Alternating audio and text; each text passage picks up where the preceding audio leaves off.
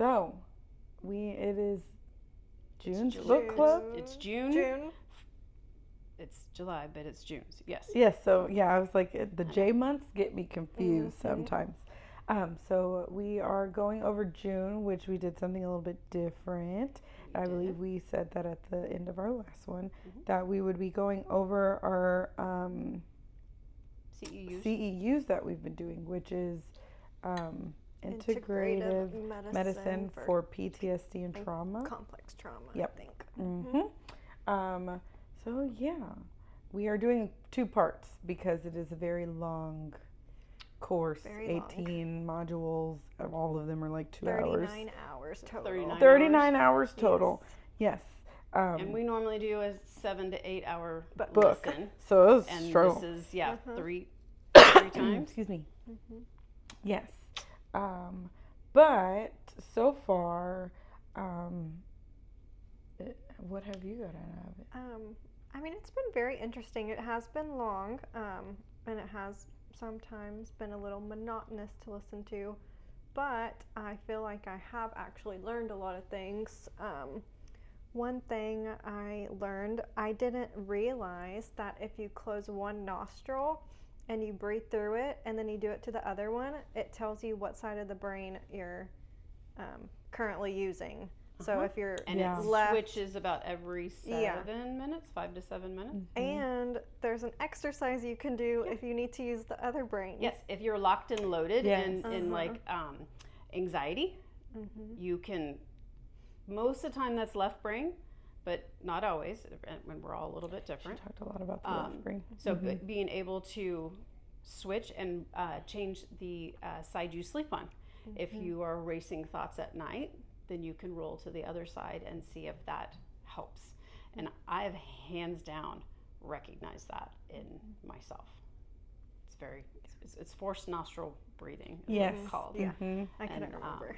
Super cool. Yeah, it's super so cool. Interesting. I was like, oh my gosh, I don't think I ever learned this. And I was telling my dad about it. Did he believe in it? I figure he's pretty logical, straight cut. He didn't. I don't know if he did or not. Probably not. I think I remember. I told y'all when I did these CEUs, I was driving back and forth to Lubbock, and I remember where I was. I was in College Station, on the way home, so not that far away, and I remember being very emotional. I don't know why. I just was very emotional on the drive. And I was a little sleepy, so maybe that was contributing. And I stopped and I got my first matcha latte. And because I was like, am I going to like this? I don't know. Anyways, so got back in the truck and started doing the forced nostril breathing. And it got me out of the emotional moment. Could have also been I was just deep breathing. And so I was helping turn off my sympathetic, and I was also ingesting something which is helps activate the parasympathetic, the rest and digest. So maybe that had something to do with it. I would lean towards no, because I was able to do that at nighttime, just switching over and being able to calm myself. So So interesting. Yeah, no, I actually found the cultural module really interesting. Maybe because secretly I'm like a little bit of a history nerd about traumatic events. It's just I find it so interesting. And she mentioned a lot about like how cultural trauma kind of goes down through generations. It changes the telomeres in the DNA. Telomeres, that word stuck out to me, and I was like, oh, so interesting. Which are the ends of your DNA. Yeah. She didn't go she like got telescope. Telescopes, like telomeres. Like, so if you're thinking about your X chromosome, the ends. Gotcha. It changes. But I found that so interesting, and like there are things in history that I've known about, but not known how it actually affects everyone. And like she mentioned Native Americans and the what are they called, boarding schools, and like that whole situation and how that has impacted and how all of that like essentially goes into causing inflammation. Systemic inflammation. Hmm. And it was just very interesting. I found like learning that it was almost like encompassing everything that I already knew, but seeing how that it could apply to different cultures. So they typically give the German Nazi Holocaust. They talk about Jewish Yeah. descendants of individuals who had been in the Holocaust, that they can see it 3 generations deep, a change in the DNA. And they also talk about, I can't, and I'm probably gonna like mess this up. I think it was Holland. I think it was a Dutch study that they did with women who were pregnant during World War II and all of the persecution that went on, that those babies, they watched them, they had a higher mortality rate. They were more apt for cardiac issues, for cancers, like all of that, right? Which goes back to systemic inflammation. Yeah. And it's very fascinating. In her talking about that, she was talking about nitrates and like eating higher nitrate foods, which can help with that inflammation. And how she mentioned it, even though maybe it's because of the stage of life that I'm in that it stuck out, but how the inflammation in men, and she mentioned black men because they're a lot of the times can be more hypervigilant. They don't get great sleep. And also, what was it? Erectile dysfunction. And then she mentioned how eating beets was really good. And I was like, I've never heard of this before. I don't know. It just was very fascinating because to me. We live in a society that is all about instant gratification. I don't feel well. I have a problem. Give me something to put in my mouth and fix it. Yeah. Instead of doing the work and doing any kind of nutraceuticals. Yeah. You know, food is medicine. It takes longer, right? Because you're absorbing it in smaller dosages, but you're absorbing it in ways your body can actually absorb it, right? So it takes 6 to 12 months, sometimes 18 months for you to be able to change, and people don't want to do the work. Nope. But I just found it very interesting in the sense of culturally, I would not have put 2 and 2 together. And she mentioned how like a higher increase of like all of these inflammatory diseases, and then it made me think about COVID and how like essentially we all just shared in one big complex trauma. And like depending on how you received it. Yeah. And you hear a lot about on social media women with PCOS, and everybody's got inflammation. And I was like, why is the GLP-1 so popular right now, right? And it just made me really think about everything and the things we go through. All of the pieces, right? Yes, I am very curious to see what happens with the COVID babies. We already know we're seeing more speech and occupational therapy at a younger age for them because we muted them, right? We put masks over them, and so they didn't learn how to watch speech and learn how to pick up on social cues and like all of those components. And then we started door dashing everything, and we're starting to eat more processed, more ultra processed foods. Now we're contributing to the inflammation. Then you've got all the GMOs, and you've got all the pesticides and the herbicides, like all of it. All of these things working against us. Yeah. Absolutely. You go into, we were talking about black men. You're looking at, we know societally we've got higher crime. We've got to that, and that speaks to that vigilance, right? Then we have slavery was, how long ago now?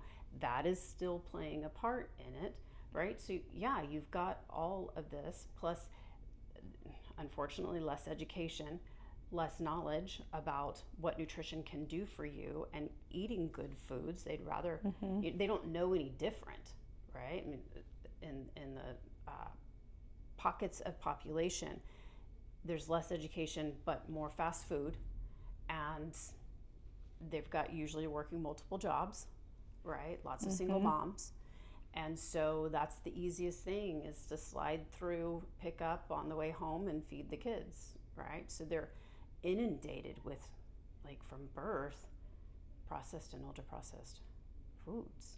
Like, what do you expect? Yeah, we wonder why everyone's got all of these Yeah, things. we're putting them behind the ADHD eight and ball. all the things. Yeah. Right? Absolutely. There was a study that was done on ADHD, and lots of doctors that had this was done in the South, like it was Mississippi, Alabama. There was a larger population of black minors, males, that were medicated with stimulants. Because of all the behaviors in the classroom, and so they're just trying to get them through school. So they shove meds in them to hopefully. And she mentioned that too. That like, how did she say it? I think it like minorities have a higher rate of being diagnosed with mental health disorders and being given prescriptions. And I was like, so interesting. And look, all of that. Yeah. Right. You look at SES and education. There's a correlate there, right? And then we've talked about numerous times the self-regulation, teaching self-regulation skills. That was not taught. It was not of importance. Protection was of the most importance. Being the biggest predator, causing fear in somebody else to get to be safe in order to be personally safe. Right. I mean, it's just this whole loop, and it's when you start looking at all the pieces, it's very frustrating, and it makes me very, very angry. Like, no, yeah, it is, and it was just very interesting. I loved that. I think that was probably my favorite module that we went through. Yeah, the cultural anthropology, super cool. Interesting. Yeah. I think my favorite one, I don't specifically remember which one it was, but it was when she was talking about like how food is medicine, and kind of going through like the different ways foods help you. And in that, she spoke a lot about eating disorders, which is something I'm very passionate about, and just how like still being mindful, because a lot of people that she would see did come out not necessarily with a diagnosis, but with disordered eating patterns. But you can still do both, or both. Two things can be true. Like, you can be struggling with this and also working on the nutritional aspect of things, which I thought was very neat and very important. And some of the things like the brain food diary, and kind of like how she was having clients like write down what they ate and how they felt after, and noticing those changes, or noticing what came up, I thought was very interesting. And incorporating You Happier into that would be really neat. Yeah, I was actually just about to say that. It reminded me a lot of that book. So then taking it a step further, okay, well, what's your brain type, and which one of these is going to help you best? Yes. So Yes, I absolutely. thought that was very. And then she also talked about, what is it called? Like the oxidization diets. Like what? Like, are you a high oxidization? Essentially, like talking about what way to kind of eat best for your brain is what it was. It reminded me of You Happier, but I felt like it was a little bit more. Was it like about the low histamine or histamine? Yeah, that's what it was. Yeah. Sorry, Yes. I was like, I got confused. We got to explain the histamine part, right? The histamine is what our bodies release in response to inflammation, right? Yep, and she was saying how it was different based on just like almost like your own personality and how you eat, and like are you someone who wakes up and you're not really hungry, and then like, and how that goes, and like maybe you're not the one eating as much meat, right? Just based on how it is that like your body processes, or are you super hungry all the time? You have to eat as soon as you wake up. Then are you a mixture of both of those, and what? And then within that, talking about the Mediterranean diet, which if we take the word diet out of it, that probably help people a lot better too. Yeah. But just like a way of eating. Menu. Yeah. Mediterranean menu lifestyle. Yeah. Right. And that's something that I have even been like on a journey with myself, just trying to have less inflammation. Because she also mentioned how all of that is causing these allergies I in our was, bodies yep. and stuff like that. And I just recently contracted a metal allergy to like certain metals, and I was like, that's not, it's inflammation, right? So it was just so interesting. It affirmed everything I feel like we've been talking about in the office with all the books that we've been reading. Well, like I'll be honest. I mean, one, yes, this has always been my viewpoint, but because I did this similar course, same instructor, Dr. Korn. That's why I'm so passionate about it, and why I want you guys to do this, because it does make sense, and I really applaud y'all's generation, because I think y'all are much more open to like, oh, okay, we should be looking at what we're eating now. Even younger, they're not there yet, right? That's a maturity. No, they're thing. like, I just want to eat ramen Chick-fil-A. and Chick-fil-A. Yep. Yeah. Ramen, Chick-fil-A, and Takis. Takis, and mac and cheese and microwavable mac and cheese. Well, no, we were doing that when we were younger too, though. The No, microwavable I mac know. and cheese. Oh. They've been around for a long time. Those ones are good. But, and ramen, I mean, come But on. it was never, I feel like it was never, I'm not eating any, well, maybe for some kids, but for me, I was never, I'm not eating anything but mac and cheese. It's like, no, my mom, I was eating pork chops, lasagna, we spaghetti. didn't have that option. Yeah. Right? We didn't have moms that could afford to do something like that. They couldn't afford a kid to be picky. Yeah. Right?